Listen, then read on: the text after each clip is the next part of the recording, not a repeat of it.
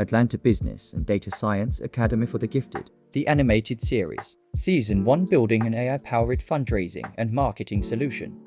Episode 4, Engineering the Backend.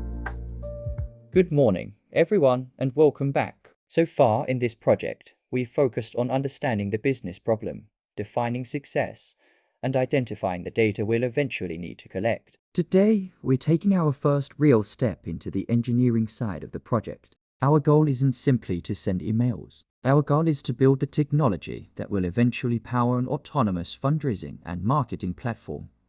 One that's capable of understanding what's happening in a campaign and eventually making intelligent decisions on its own.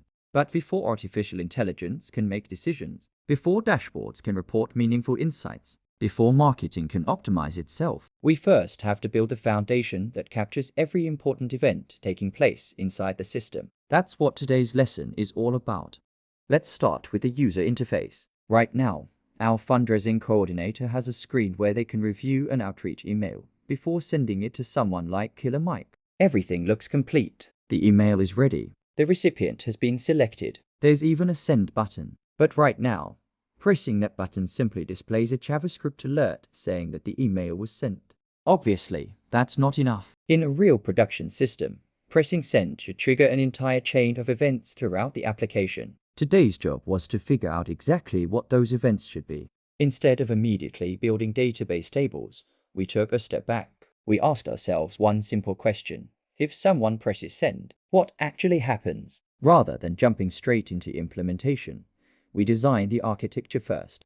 We created an entity relationship diagram to determine exactly which models would participate in the process. Then, instead of immediately committing those models to the database, we built Python dictionaries that mirror our future models. Why? Because dictionaries let us simulate the system without worrying about migrations, CRUD operations, or database constraints. That gives us the flexibility to improve the design before we permanently commit to it. This is one of the biggest lessons in software engineering. Design first, implement second.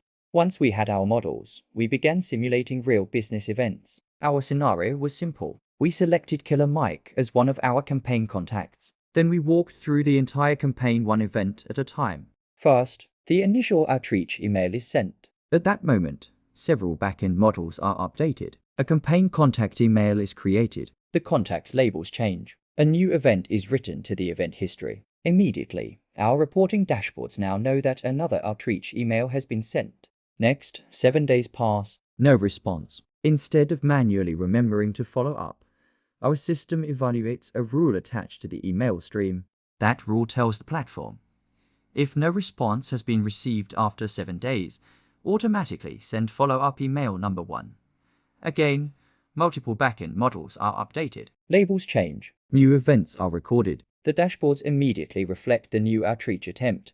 Now, let's continue the simulation. 2 days later, Killer Mike replies. He isn't ready to donate yet. Instead, he requests additional information. Again, our backend updates. The contact receives new labels. A new event is stored. The campaign dashboards immediately know that this contact has responded but has not yet converted. Finally, after reviewing the additional information, Killer Mike decides to make a donation. This is the business outcome we've been working toward.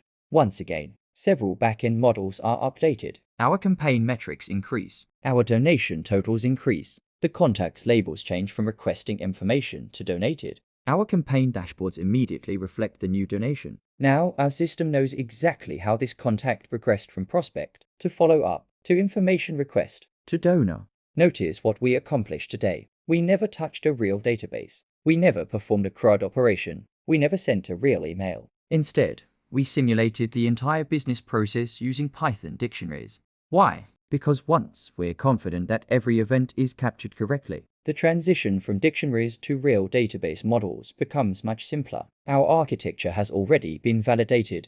At this point, we now have a solid foundation for tracking campaign activity. The next question becomes, how do we actually make the software perform these actions? Rather than writing email logic inside every screen of our application, we're going to build something much more reusable. In our next lesson, we'll design a dedicated email API. Every part of our platform campaign management, CRM, workflow automation, or future applications will communicate with that single API whenever an email needs to be sent. By centralizing that logic, we'll only have to build it once, while allowing every application we create in the future to take advantage of it. That brings us one step closer to building a truly intelligent marketing platform. I'll see you in the next lesson.